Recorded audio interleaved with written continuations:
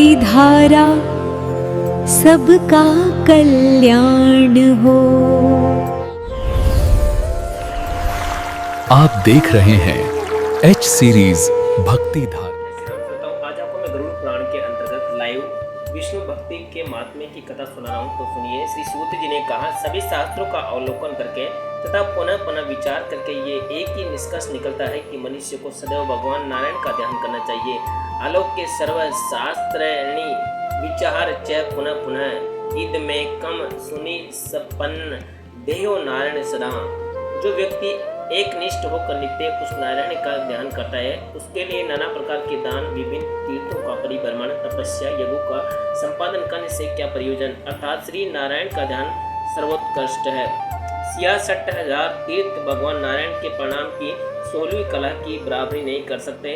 समस्त प्रायश्चित एवं जितने भी तप कर्म है, इन सभी में भगवान कृष्ण का स्मरण ही सर्वश्रेष्ठ है। ऐसा समझना चाहिए कि जिस पुरुष की अनुरक्ति सदैव पाप कर्म में रहती है, उसके लिए एकमात्र श्रेष्ठम प्रायश्चित भगवान हरि का स्मरण है। जो प्राणी एक मुहूर्त भर भी निरालस्य होकर नारायण का ध्यान कर लेता है, वह स्वर्ग प्राप्त करता है। फिर नारायण में अनन्य प्रायण भक्त के विषय में क्या कहा जाए। मूर्त मपि योध्याये नारायण मत इंद्रियत शोपी स्वर्ग तिमापन्योति की पुनः परायण। जो मनुष्य योग प्रायण अथवा योग सिद्धि है, उसकी चित्तवृत्ति जागते, स्वप्न देखते तथा सुसुप्तावस्था में भगवान अच्युत के ही आश्रित होती है।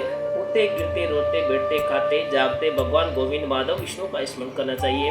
अपने अपने कर्म में संलग्न रहते हुए भगवान जनार्दन हरि में ही चित्त को अनुरक्त करना चाहिए। ऐसा शास्त्र का कथन है। अन्य बहुत सी बातों को करने से क्या लाभ।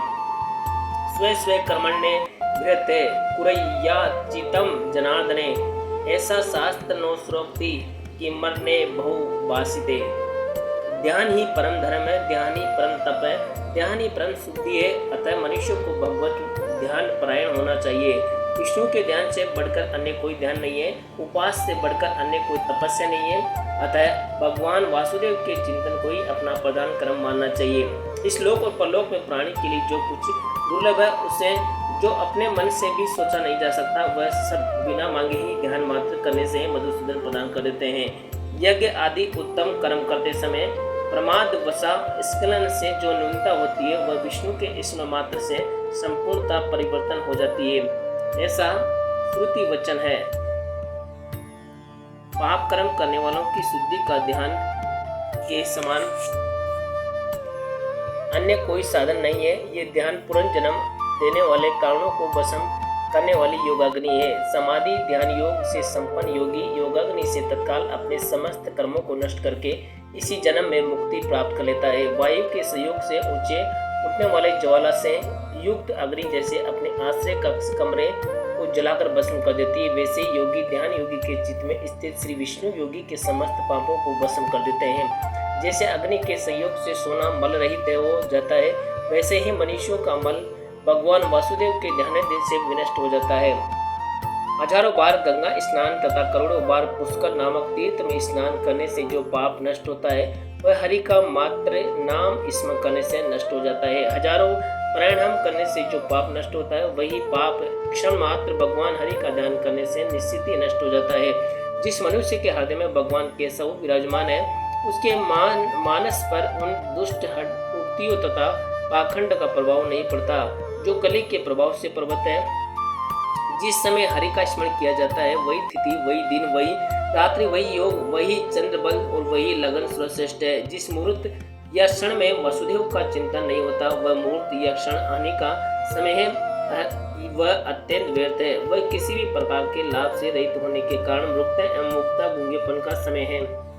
जिसके हृदय में भगवान गोविंद विद्यमान है, उसके लिए कलियुगी शक्ति युक्त ही है।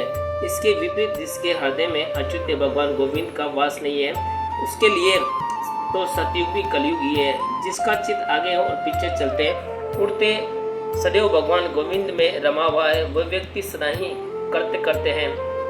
कलो करते युगम तस्य कले से करते युगे हृदय यस्य गोविंदो यस्य चेतसी नाच्युत यशाग्रस्त था भ्रष्टे गच्छा स्थिति सुष्टो विवाह गोविंदे नियत चैत्य करते करते सदैव से।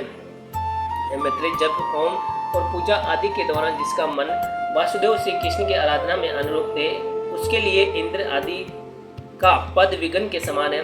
जिन्होंने श्री केशव के चरणों में अपने मन को अर्पित किया है वे ग्रस्ता असुरा का परित्याग किए बिना ही कठिन तपस्या के बिना ये वे पुरुषोत्तम प्रब्रह्म की शक्ति माई के जाल को काट डालते हैं। गोविंद दामोदर का हृदय में वास रहने पर मनुष्य क्रोधित के प्रति क्षमा, मूर्ख के प्रति दया एवं धर्म में संलग्न प्राणियों के प्रति प्रसन्नता प्रकट करता है।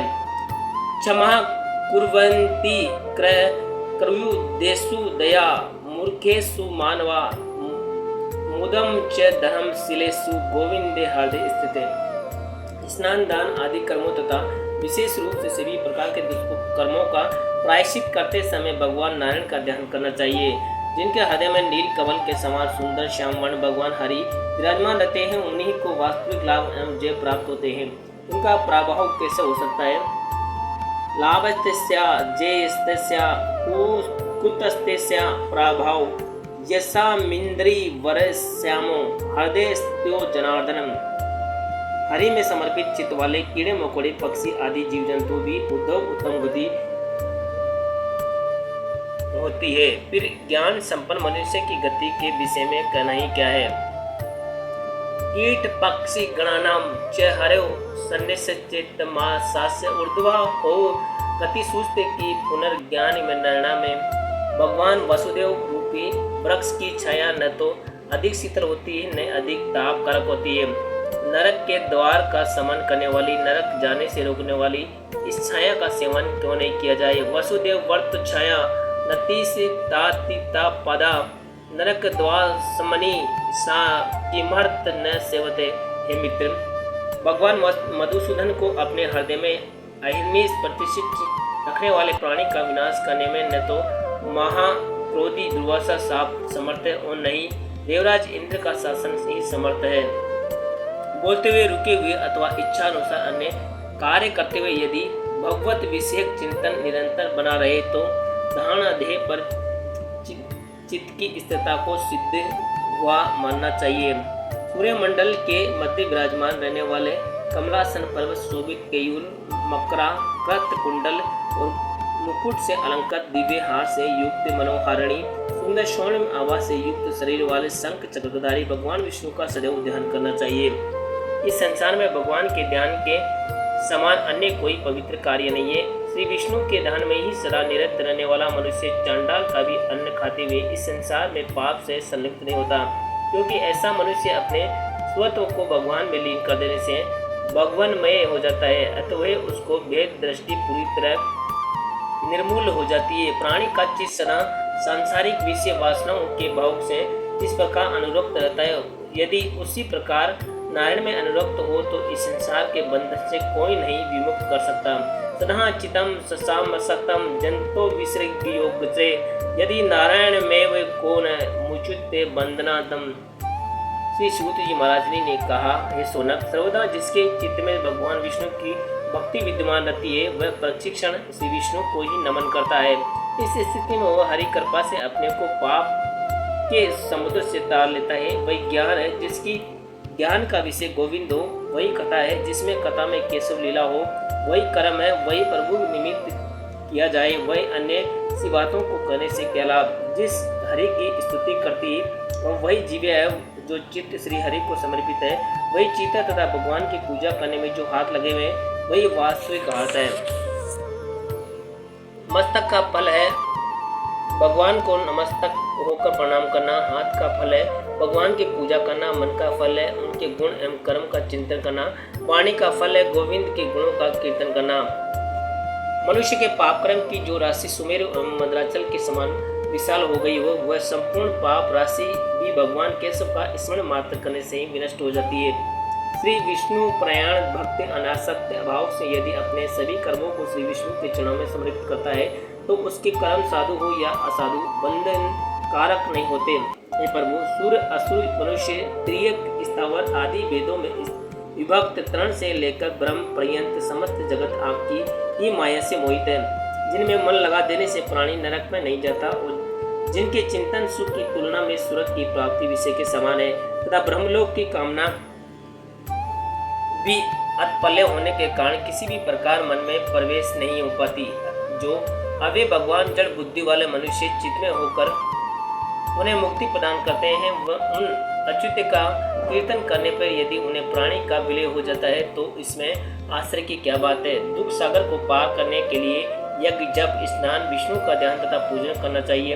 राष्ट्र का आश्रय राजा, बालक का आश्रय पिता एवं समस्त प्राणियों का आश्रय धर्म है, किंतु सभी के आश्रय श्री हरि ही है। हे मुनीश्वर, जो लोग जगत के कारण स्वरूप सनातन भगवान वासुदेव को नमन करते हैं, उनसे अधिक श्रेष्ठ पुण्यवान कोई तीर्थ नहीं है। निलास्य होकर गोविंद का ध्यान करते हुए उन्हीं को समर्पित स्वाध्याय आदि कर्म करना चाहिए। भगवत दत्त व्यक्ति चाहे क्षुद्र हो अथवा निषाद या चांडाल, उसे दिव्य जातियों के समान ही मानने वाला व्यक्ति नरक नहीं जाता। जैसे धन प्राप्ति के अभिलाषा से धनवान व्यक्ति को सदैव सम्मान पूर्वक स्तुति की जाती है, वैसे ही जगन्नाथ श्री विष्णु की स्तुति पूजा आदि की जाए तो क्यों न इस संसार के बंधन से मुक्त हो सकती है। जिस प्रकार मन में लगी हुई अग्नि गीले ईंधन को जलाकर राख कर देती है, उसी प्रकार योगी के हृदय में स्थित भगवान विष्णु उनके समस्त पापों को नष्ट कर देते हैं। जैसे चारों ओर से लगी हुई अग्नि की ज्वाला गिरे हुए पर्वत का आश्रय मरक आदि पशु पक्षी नहीं लेते, वैसे ही सभी पाप योगा अभ्यास में लगे हुए मनुष्य आश्रय नहीं ग्रहण करते। उन विष्णु के प्रति जिसका विश्वास जितना अधिक दृढ़ होता है, उसको उतनी ही अधिक सिद्धि प्राप्त होती है। भगवान कृष्ण के ऐसे प्रभाव का आकलन कर शत्रु भाव से उस गोविंद का स्मरण करना चाहिए। स्मरण करता हुआ दम घोष का पुत्र शिशुपाल भगवान में लीन हो गया। यदि कोई मनुष्य भक्ति भाव से विष्णु परायण है तो उसके विषय में क्या कहना। उसकी मुक्ति है तो पहले से ही सुनिश्चित हो जाती है। जय श्री राम। श्रोताओं, भगवान गरुड़ पुराण की ये छोटी सी कथा आपको कैसी लगी कृपया कमेंट करके जरूर बताएं, और ऐसी ही कथा सुनने के लिए हमारे चैनल एच सीरीज भक्ति धारा को सब्सक्राइब करें और ये कथा अपने 5 मित्रों को जरूर शेयर करें। एच सीरीज भक्ति धारा को सब्सक्राइब करें।